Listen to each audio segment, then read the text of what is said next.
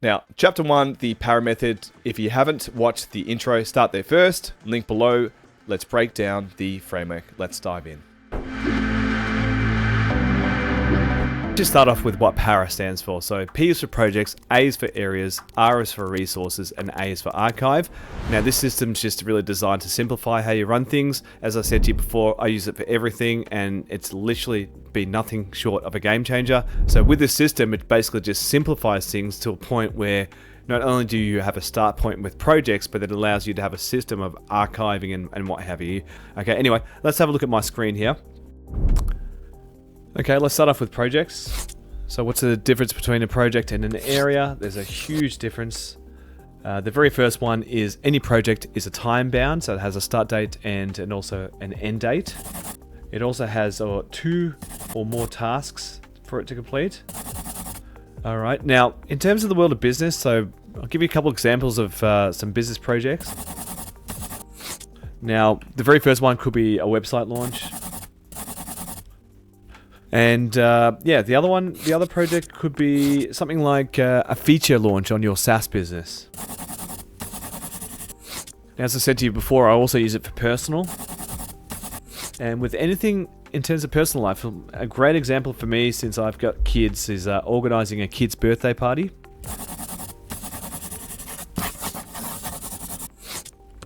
The other example could also be a wedding anniversary or a present to your partner.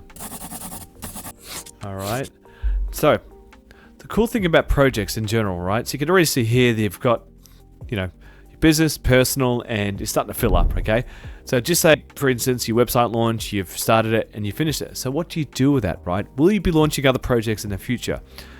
My opinion, you never delete anything. I always like to archive everything. And that's really what the power method is about. It forces you to close down and archive projects. So the example is that, just say for the website project, instead of us deleting it, we'll simply shift that into the archive. So it's got somewhere to live forever. And we can do that for everything, okay? So you've now got your product feature launched. However, you might still use the same system or the same process in the future. So instead of you starting from scratch and researching how to, the archive almost becomes like a wiki of processes of sorts, okay? And let's do the same for your personal life as well. You can already see here that your archive is now starting to fill up, but what you see here is with the projects, it's nice and clean. It is organized, all right? Now, I did mention there's a big difference between project and areas. So the really big difference is any area has an indefinite finish time. So in other words, it never ends, but there's a cadence.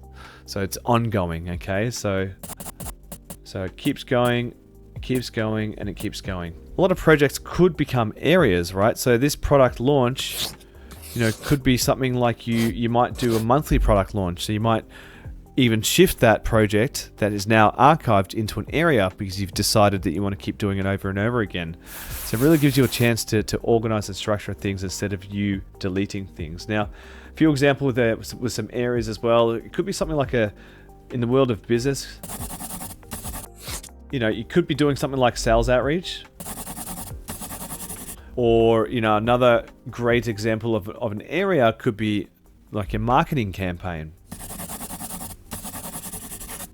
Now, in the world of personal, you might have something like fitness, right? So you've got like your health and fitness goals here.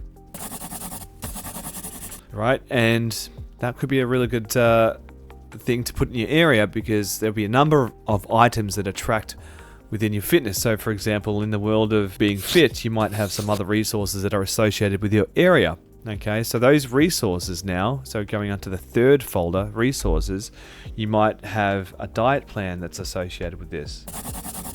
In the world of your marketing campaign, you could have something like inspiration. And then, with sales outreach, right, you might even have something like got some salespeople to hire.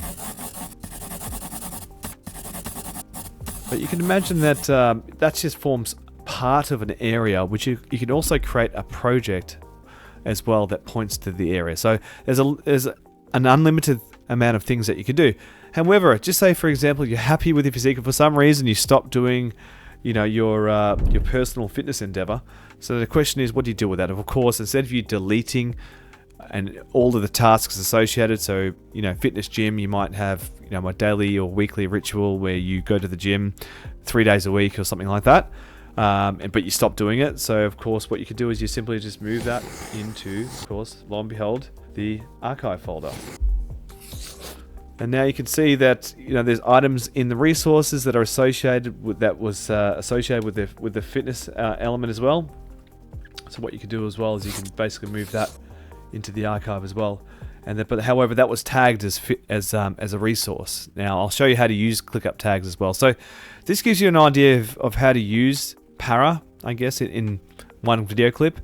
And over time, the better you get at using the Para method, the more efficient you become at keeping it neat and tidy. What I tend to do at the end of each week is I'll actually close down my tasks and ensure there's nothing old in projects that's past the end date, which I'll show you how to use, right? Now, what I recommend, again, read the book. It will explain this in more detail, but this gives you an overview on how to manage the Para method. Let's move on to the next section, which is going to take you through how ClickUp works.